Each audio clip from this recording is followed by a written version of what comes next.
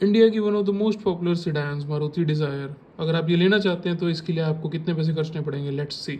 Base model की अगर मैं बात करूँ, स्टार्टिंग जो है सबसे बेस 648 के आसपास आता है, तो 6,80,000 आपको एक्स्ट्रा रूम देना पड़ेगा। 32,000 के आसपास की इंश्योरेंस हो जाएगी। दिल्ली में अगर आप रजिस्टर कराते हैं इसको तो 52,000 के आसपास रोड टैक्स देना पड़ेगा। और ये ओवरऑल मैं बात करूँ तो ऑन कैश अगर आप लेने जाते हैं तो 7.5 लाख के आसपास आपको ये मिलेगी, इसका बेस मॉडल।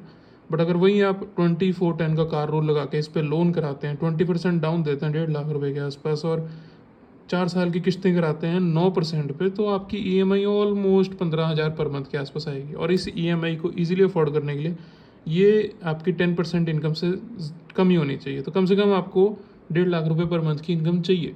वहीं अगर मैं टॉप मॉडल की बात करूँ तो 10,20,000 के आसपास का एक्स शोरूम है, 40,000 की इंश्योरेंस है, और रोड टैक्स 1 लाख के आसपास है। और सेस वगैरह मिला के, क्योंकि ये 10 लाख से ऊपर है तो सेस लगेगा, अगर आप इस पर डिस्काउंट ले लें तो सेस खत्म हो जाएगा।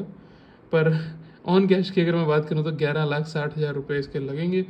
वहीं अगर मैं 2410 का रूल लगाऊँ तो 20% डाउन पेमेंट करके ऑलमोस्ट 2.5 लाख के आसपास की 4 साल की किस्तें कराऊँ अगर मैं 9% पे, तो 24,000 के आसपास की मेरी मंथली ईएमआई बनेगी। और ये 10% से ज़्यादा मेरी इनकम का नहीं होनी चाहिए। तो कम से कम मेरे को 2.5 लाख रुपए के आसपास मंथली इनकम चाहिए ताकि मैं इसका टॉप मॉडल ले सकूं। ऐसी वीडियोस और देखने के लिए और प्राइस और कार से रिलेटेड और वीडियोस देखने के लिए चैनल को सब्सक्राइब करिए। Thanks for watching this video. Have a great day.